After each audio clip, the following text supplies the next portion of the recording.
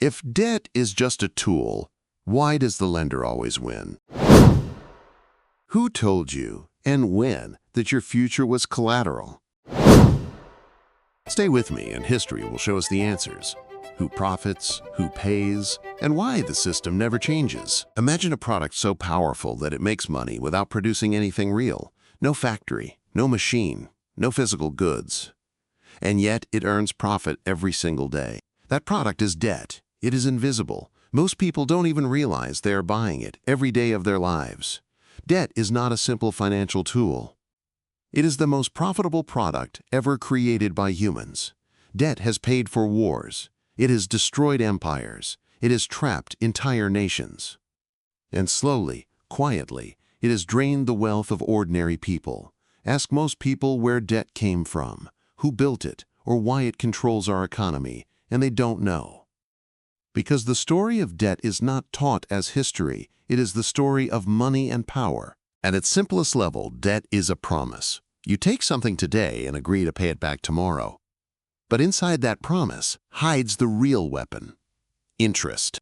Interest turns time into money. It allows profit to be created from the future. Ancient societies understood how dangerous this was. In Mesopotamia, debts were written on clay tablets, but rulers regularly erased them. They knew that when too many people were trapped by debt, society collapsed. In the Bible, debt was forgiven every 50 years.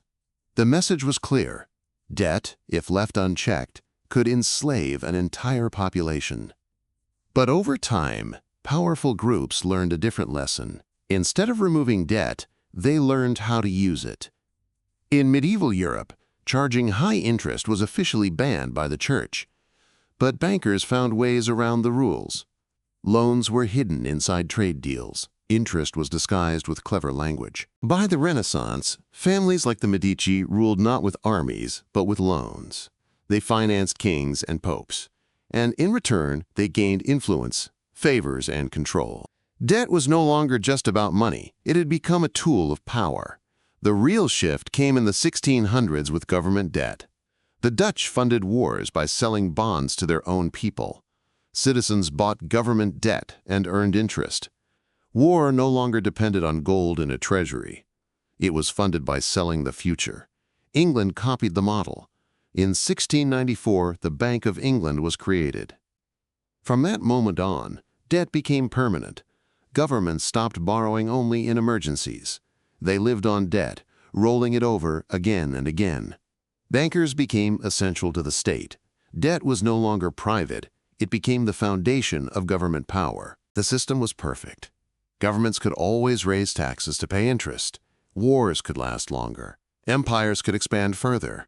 More war meant more borrowing. More borrowing meant richer lenders. By the 1800s, global finance was built on debt.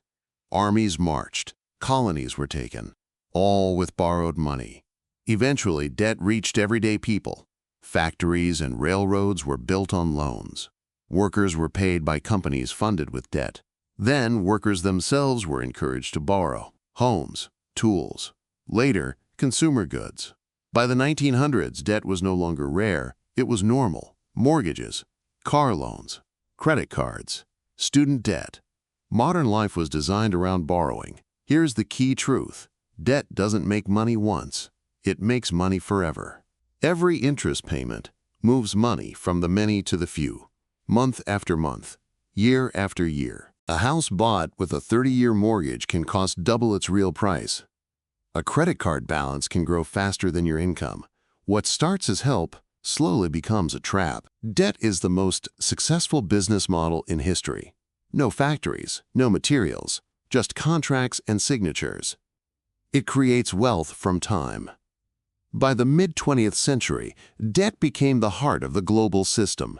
The IMF and World Bank were created to lend money to countries in trouble. But loans came with conditions: cut spending, sell public assets, follow the rules of creditors.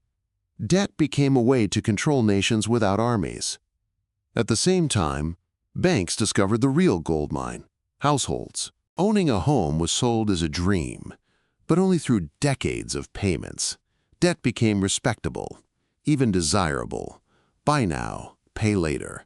For banks, profits exploded. For governments, credit hid weak wages. For corporations, it guaranteed constant spending. Debt became the engine of modern capitalism. But the system needed constant growth. Debts were not meant to be paid off, only extended. Governments borrowed instead of taxing. Central banks printed money to keep the system alive. Debt was no longer temporary. It was permanent. In the 1980s, the system cracked. Developing countries collapsed under rising interest rates. The solution? More debt. Countries borrowed to pay old loans. With every loan, they lost more control. Then came 2008. Mortgage debt exploded. The system broke. Governments saved banks. People lost homes.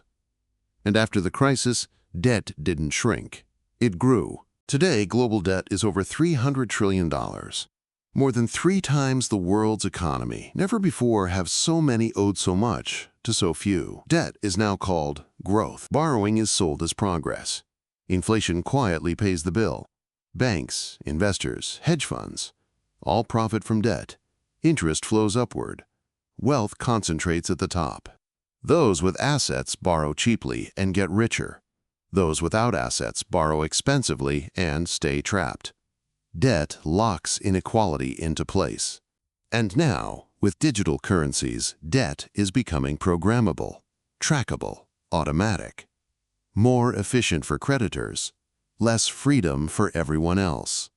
The lesson is simple. Debt is not neutral. It was designed to be profitable. It turns your future into someone else's income. Real freedom doesn't come from easy credit. It comes from understanding the system and minimizing your dependence on it. From ancient tablets to modern mortgages, the pattern never changes. Debt rewards the lender. Debt burdens the borrower. Debt reshapes the world. And the biggest trick of all? We're taught to celebrate it. If this changed how you think, subscribe. History already shows the truth. I'll help you see it.